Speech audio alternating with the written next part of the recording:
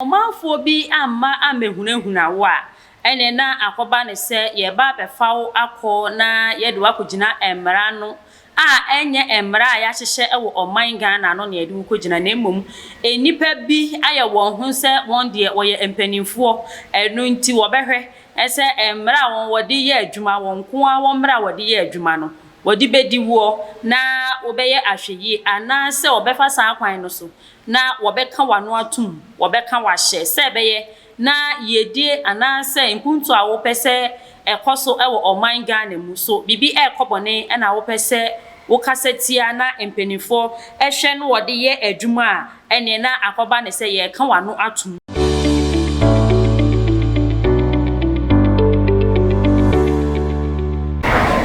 se akoye se oman Ghana mu se bibi ekobone na wo hwe na se obeye oman bapa na se obeka ho asem a na akofa asudie kese pa ene adwendwen ohaw ne amane de abrew ene sen se omanfo bi amma amehunahuna wo a ene na akoba ne se ye ba befawo akọ na ye de wakogina emra no a enye emra a ya hyehye ewo oman Ghana no na ye de wakogina na emom enipa bi aye won hu se won de wo ye empanimfo enu nti wo behwe ese emra won wode ye adwuma won ko a won mra wode ye adwuma no wodi bedi wo na obeye ahweyi ana se obefa san kwan no so na wobeka wano atum wobeka wahye se beye na yedie ana se nkuntu a wo pese ekoso ewo oman Ghana mu so bibi ekobone na wo pese wo kasetia na empenifo ehwe no wode ye adwuma a ene na akoba ne se ye ka wano atum se beye na wuntimi enka enma obi ente na enko kata wo nwumadi a wodi a emfa kwan paso no enko kata so na eno enenam so ama ya papa A+ me de ya meta friend wo fa A+ oye social media activist na osaye politician and ni jamanyoko hu papa amanyosem ene se ye NDC se ye MPP se ye hwan ni nyina woka won hyede nyina faako de hia ne se de esefata anase nokura wo so wode tudwa no wode betudwa ye wofa anase ye papa A+ wo ka ese edienti ene beba ne se obi be sori agina na wakasa medie boni a ekoso a obi pese ebrase anase efiri ho no eno na meme kasetia na enye ne kwanso a na ne nsemu no ode asem bi atudwa a o kire se opani bi a ye frɛ no Michael Agyemang Colonel Michael Agyemang oye obi a ono na ota vigilante group Delta Force na echi na opiapia won atiko no no no okire o mo dia wonye ene se wo kasa na ohwe na se bekwa atia na wose mo wai mo nsole amumu ketem mo nko osimesi so na mo ni nkodi ana mo nko fa ne mbra na okire ni nsemu a yenu abema Caleb a na oye adwuma e wo City FM ensem a ode betu dwa efa kasa yegige si baabi a ohwa enko yie hu no wose Michael Agyemang yi en wota ekire mo wokoche yenu abema Caleb a oye nsentwire ne bro no krachi kire abro de woji bi papa wakwa yaresa bia banyina ekikura ni widiem ni widiem hyehye no enya asem kuma a enam ebura ya buru na wontimi nyina no eche otibi ka se ye bizan se wo ye die ni wo ya igbeni ana wose da bi me nya igbeni da bi efriso wo ye hwe no ahwe yie asamadi no a ni nyina no ensem fata se enka abrante kama sei na ohwe ni age na obo ne homodin ama oman Ghana se enema bekuko yie ni abasoma nipakuo bi akọ so akwakọbro no so se kwan ya ofa so no na enya adenti na yemfa ne mfa mra kwan so na yentenetene no na enya hweso de emfa ma afoforo so se wobeye bibi na ya depa bebo oman Ghana obefa kwan paso na e wo se yekobro no na eno na o kire mu a enye ono nko a Agyemang yi wono na ogina Delta Force vigilante group na chi en wo ye tutura asem no wono kuro ya soso na onam koti kwan so abo vigilante group ye chi dom ama wakwa akofa opani opare ado a oye former police commander ewo Greater Accra and Ashanti region yakwa akofa no efi ni office ene ni senti ni se na asem nyina a wo ka no ene se opani opare ado yi obi a woku atia galamsey ye nyina enim se galamsey ho asem abeye twemamentwe papa ewo oman Ghana mu na ne nyina ene sen ye papa Nana Adodankwa Akufo-Addo omanpani oba ya o hyebo ese galamsey de wo twam tintentan beebi abefa bia wunhie bibiem enso sese agentre ha eno na nam so ama opani opare ado egina ne nan so ese wo behwe ese won awo NPP amanyɔkuo ni mu mpanimfo bi a wo hyehye ase efisesi a epiepie se ebinom hyehye ase wo fi NPP amanyɔkuo ni mu na se etesade a wono de wahyebo ama oman Ghana ese ne na ese fata na ebebo oman Ghana en wo beye ewo n'adwuma ye nyina mu enu nti wo behwe ese wo a wotata akire ni nyina no wo bejai sa adwumadie na wo di ni nyina na no enenam so ama Michael Agyemayi asoma Delta Force for vigilante abrane memama wasoma wo mu akopapa yi ho akwakofa no na A+ echere ni nsemu ade etwa ne nsuru mu kura ne se opani ya wedi bro 60 years na emofra totofe ya soma wo mo so won konkofa no wo kofa no so ye de hankofa egu ne nsabawe na papa yi se mepese me ye me hu yie na enka wo be kire no bebia wo be kɔ se ne kwai na kɔ ye hu yie ne ejinejina ha anya eden mu ne wo se eye adwaye bi ana se bebia obetimi aye ne hu yie entimi nwa abonten enka won kire ne bebia wo na nka won konkoye ne hu yie no emrante isi dabi ene wodi papa ye chi woni ne nyina akowura adan mu honom bebia wo koye ne hu yie no na wokodu honom soso a asema wo ka kire papa ne nyina ene se ye nyina ye mema enu nti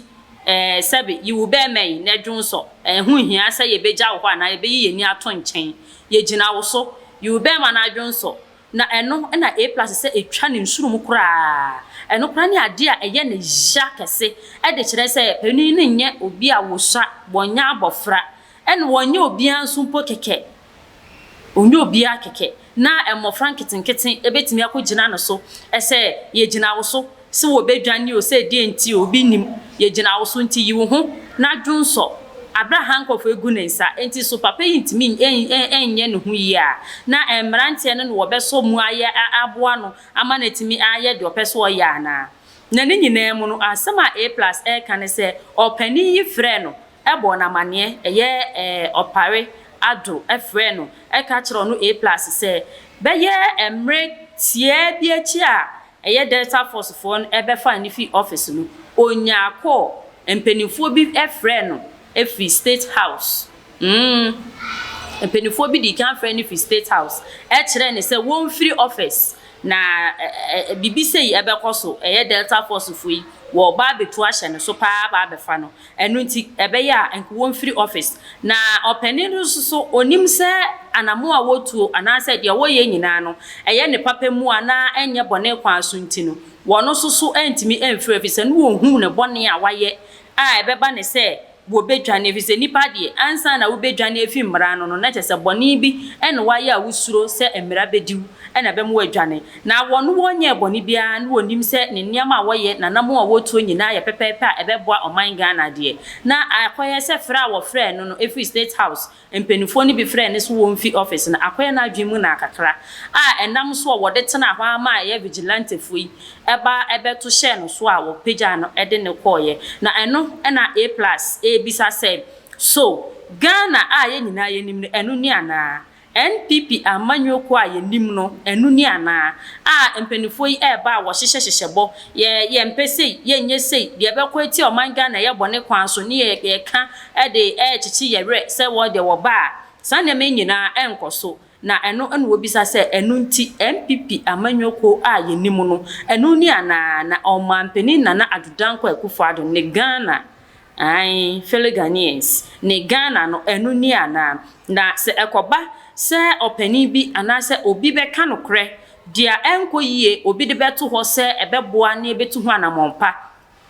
na de emoa ahosepa ne anidaso ebebre oman Ghana ne omanfo nyina no eye bone kwan so se nipa no ebetu anamon bisa na se ekoba ne se yesoma na yetimi beye nyamransem sei Delta Force for vigilante for etimi ba na ebesoa obi ekose ya keke na aban entimi nya ho hwe a ene na eden ena timamufo ye betimi aye efise papa ya ya ba besoa ni wonye nipahunu bi keke o onye nipahunu bi keke na obi a wono de na nunu bedwam da wahu se bibi kobone no wo betimi aka na se yedi ni nyina achi saa so ene na oman Ghana ena yeti ekwa akohye na eno ene asemhia a A+ ede aba beto abonten eviso wono de so wo ye politician amanyosem eho akoniaba no wodie no wonyina faako NPP de ba wo beka NDC de ba wo beka ekwadon kokora de mra wo bebom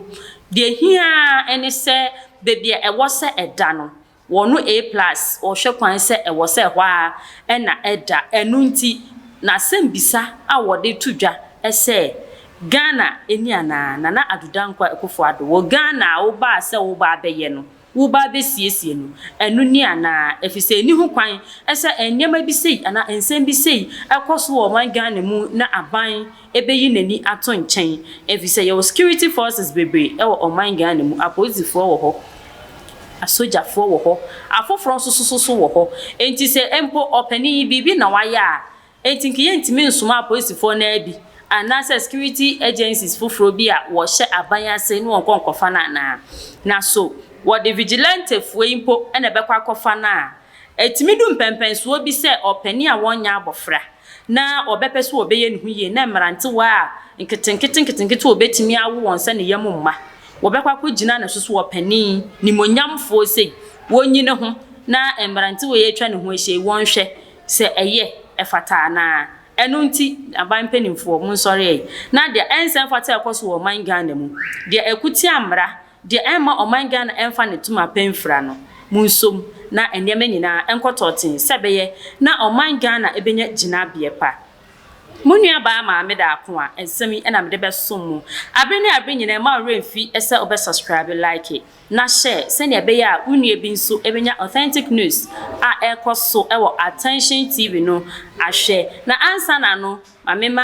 happy birthday enko ema Mr. Danfo